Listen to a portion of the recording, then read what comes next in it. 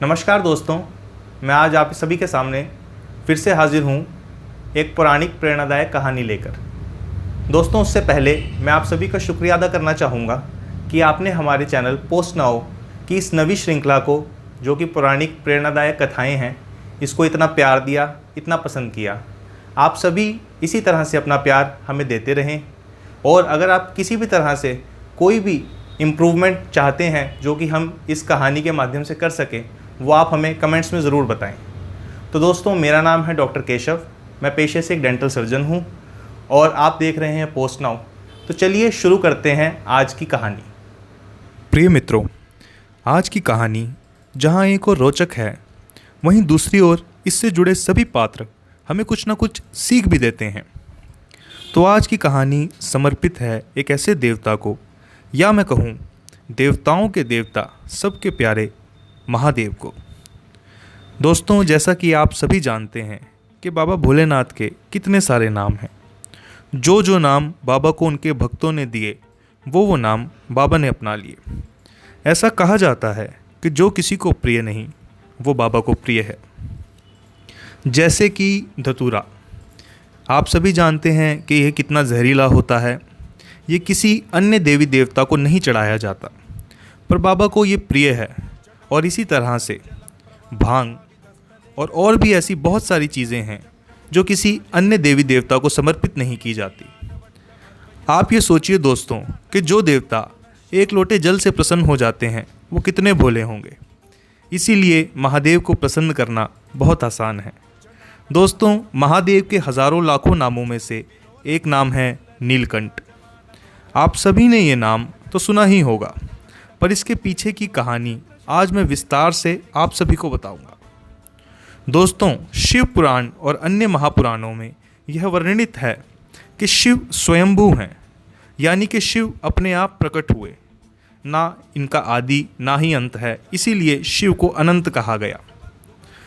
दोस्तों, नीलकंठ दो शब्दों से बना है। नील यानी कि नीला और कंठ यानी कि गला। तो बात उस समय की है जब देवों और असुरों के बीच लगातार तनाव का माहौल रहता था। दोनों ही वंश एक दूसरे पर अपना वर्चस्व साबित करने के लिए तत्पर रहते थे। इसी बीच समय बीतता जा रहा था, क्योंकि ऐसा कहा जाता है कि समय और समुद्र की लहरें किसी का इंतज़ार नहीं करती। फिर एक दिन अचानक देवता अपने निवास स्थान स्वर्गलोक में बैठे थे। तभी वहाँ एक बहुत ही सिद्ध और प्रसिद्ध ऋषि दुर्वासा आते हैं। ये वही ऋषि दुर्वासा हैं जो कि अपने गुस्से और अपने दिए हुए श्रापों के लिए जाने जाते हैं। ऋषि दुर्वासा के बारे में वर्णित है कि यह बहुत गुस्सैल स्वभाव के थे और अगर कोई इन्हें नाराज़ करता था तो ये उसे श्राप दे देते थे। पर इनके श्राप जग कल्याण के हित में होते थे। इनके श्रापों से जो दूरगामी प्रभाव होते थे वो अच्छे ही होते थे। तो ऋषि दुर्वासा को आता देख और उनके स्वभाव से अवगत होने के बाद भी देवताओं के राजा इंद्र ने उन्हें अनदेखा कर दिया। उनको नमन करना तो दूर, उनकी तरफ देखना भी ठीक ना समझा। इंद्र के इस व्यवहार ने ऋषि दुर्वासा को बहुत क्रोध दिला दिया। दुर्वासा, उनके जैसे सिद्ध ऋषि, इस अपमान को सहन न कर सके और स्वभाव के अनुकूल उन्होंने देवताओं को श्राप दे दिया। ऋषि बोले, हे इंद्र, जिस स्वर्ग में तुम आनंद से निवास कर रहे हो और इस ऐशो आराम के मद में तुमने मेरी अवहेलना की, तो मैं तुम्हें श्राप देता हूँ कि ये स्वर्गलोक श्रीहीन हो जाए। इसका अर्थ ये था कि स्वर्ग में जो लक्ष्मी माँ की कृपा थी, वो कृपा आनी बंद हो जाए। लक्ष्मी माँ, जो कि श्री विष्णु जी की भार्या हैं और धन और समृद्धि की देवी हैं, वह स्वर्गलोक छोड़कर चली जाएं। इस श्राप के असर के कारण माँ लक्ष्मी को अपने निवास वैकुंठ से क्षीर सागर, जिसे दूध का सागर भी कहा गया है, वहाँ जाना पड़ा। अब विष्णु जी को अपनी भार्या को वापस लाना था, तो वह महादेव और ब्रह्मदेव के साथ यह निर्णय लेते हैं कि क्षीर सागर को मथा जाए, जिससे माँ लक्ष्मी को वापस लाया जा सके। ब्रह्मा, विष्णु और महेश तीनों ये जानते थे कि क्षीर सागर को मथने से बहुत सारी बहुमूल्य चीज़ें भी निकलेंगी, जैसे कि अमृत। अब ये फैसला हुआ कि अकेले देवता तो क्षीर सागर को मथ नहीं पाएंगे, तो असुरों की मदद भी ली जानी चाहिए। इसीलिए असुरों से मदद मांगी गई और उन्हें बताया गया कि जो भी क्षीर सागर से निकलेगा उसे देवताओं और असुरों में बांट दिया जाएगा। और इसी तरह से शुरू होता है सागर मंथन।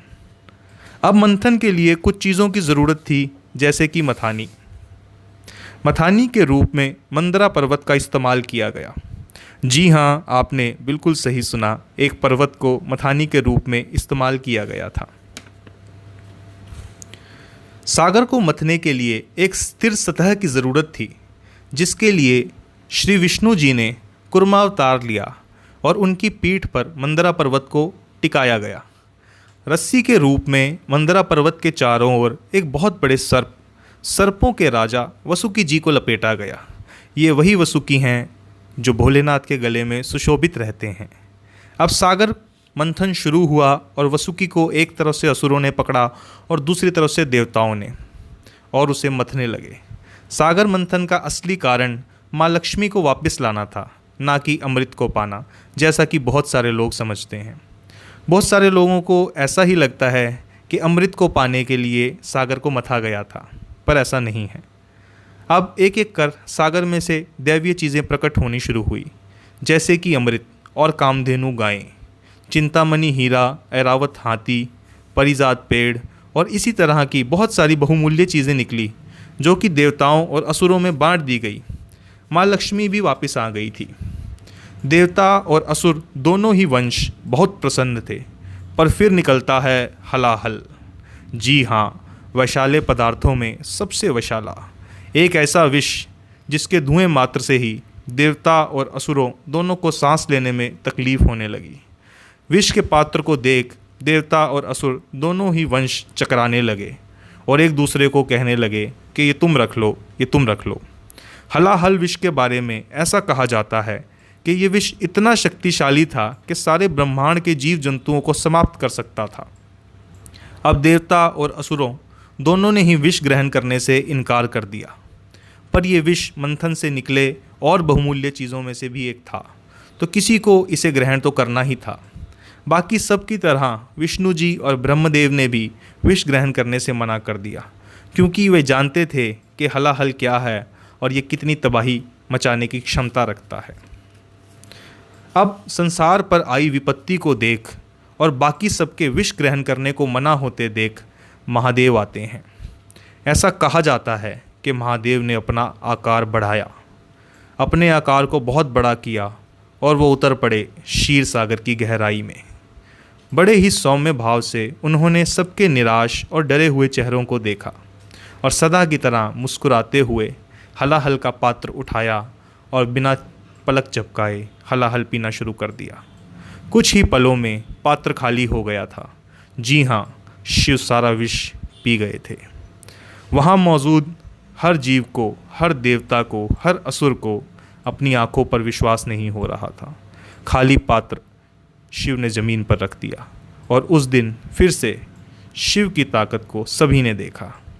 ऐसा कहा जाता है कि हलाहल जो भी पीता उसकी मृत्यु निश्चित थी, परंतु जो मृत्यु पर विजय पाले उसे मृत्युंजय कहते हैं, और मृत्युंजय के भी पिता हों जो उसे महामृत्युंजय कहते हैं।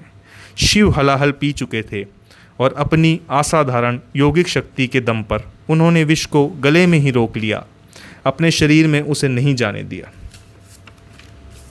उसी समय माँ जगत जननी आदि शक्ति आती हैं, जो कि शिव की शक्ति कही जाती हैं, और शिव के कंठ पर हाथ रखती हैं। दरअसल विष का असर इतना प्रबल था कि उसके ताप से बाबा भोले के गले में कुछ खराश होने लगी थी और उनका गला नीला पड़ गया था। उस ताप को कम करने के लिए माँ ने शिव के कंठ पर हाथ रखा था। माँ प्रकृति रूप में सबसे बड़ी उपचारदायिनी है, तो माँ की उपचार शक्ति से शिव को आराम मिला और हलाहल का ताप भी कुछ ठंडा हो गया। इसीलिए कहा जाता है शिव और शक्ति दोनों एक हैं और हमेशा ही एक दूसरे के लिए मौजूद रहते हैं। दोस्तों, विष तो बाबा के गले में रुक गया, पर विष के असर से बाबा का गला सदा के लिए नीला पड़ गया, इसीलिए उन्हें नीलकंठ कहा गया। दोस्तों, जो अमृत पीते हैं उन्हें देव कहते हैं, और जो विष पीते हैं उन्हें देवों के देव महादेव कहते हैं।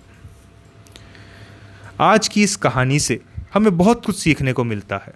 जैसे कि आपने ऐसा सुना होगा कि अधिक शक्ति के साथ अधिक जिम्मेवारियां भी आती हैं। इसीलिए अगर आप शक्तिशाली बनना चाहते हैं तो महादेव की तरह जिम्मेवारियों को निभाना भी सीखें। दूसरा, ये कहानी हमें बताती है कि ज़िंदगी के सागर से अगर आप अमृत चाहते हैं तो इसे एकजुट होकर मथना पड़ता है। कभी कभी ऐसे लोगों के साथ भी काम करना पड़ता है जिन्हें आप पसंद नहीं करते, जैसे देवों ने असुरों के साथ मिलकर किया। तीसरी बात, अपनों की रक्षा हेतु और अपनों के हित के लिए कभी कभी जहर भी पीना पड़ता है। तो अगर ऐसा कभी हो तो जहर का घूंट पी जाएं, परंतु उसे अपने गले में ही रोक लें, उस जहर को दिल में ना लेकर जाएं, जैसा कि महादेव ने किया। और आखिर में, अगर आप अमृत की तलाश में हैं और उसे ग्रहण करने के लिए तत्पर हैं तो याद रखें कि अमृत के साथ हलाहल भी मिलेगा, यानी कि ज़िंदगी में बिना संघर्ष के कामयाबी का स्वाद नहीं चखा जा सकता। तो दोस्तों, ये हुई हमारी कहानी यहाँ पर समाप्त। पर मैं एक छोटी सी इल्तिजा और एक छोटी सी गुजारिश आप सबसे करना चाहता हूँ। मैंने कई बार सोशल मीडिया पर देखा है, कई तस्वीरों और वीडियोज़ में महादेव को चिलम पीते हुए या मदिरा पान करते हुए दिखाया जाता है। साथियों, अगर आप में से भी कोई ये सोचता है कि बाबा चिलम पीते हैं या मदिरा पान करते हैं और इसलिए हम भी किसी भी तरह का नशा करके बाबा का नाम ले देंगे, तो इससे ज़्यादा बड़ी मूर्खता और नहीं हो सकती। इसका मतलब ये है कि आपने शिव को पहचाना ही नहीं। आपने अपनी नशे की लत को छुपाने के लिए बाबा की आड़ ले ली। ऐसा मत कीजिए और पाप के भागी मत बनिए। अरे शिव तो वो हैं जो दूसरों की रक्षा करने के लिए खुद विष पी गए। उन्हें किसी भी नशे से मत जोड़िए। और हाँ, महादेव ने भांग पी थी, पर उसका कारण अगर आप पुराणों में जाकर देखेंगे तो पता चलेगा कि भांग एक औषधि के रूप में बाबा को दी गई थी। बहुत सारे लोग ऐसा कहते हैं कि बाबा भी भांग पीते हैं, तो हम भी त्योहारों पे, खासकर होली पे भांग पी लेंगे। दोस्तों, उस विष का ताप इतना प्रबल था कि वो बाबा के कंठ में जलन कर रहा था।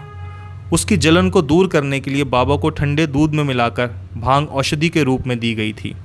और यही एक कारण है जिसके लिए शिवलिंग पर सदा ठंडी चीज़ें अर्पित की जाती हैं, जैसे कि बेल, ठंडा दूध, ठंडी खीर, ठंडा जल, चंदन आदि। तो दोस्तों, आज की कहानी समाप्त हुई। मैं आशा करता हूँ आप सभी स्वस्थ होंगे और महादेव आप पर अपनी कृपा बनाए रखें। जय भोले की।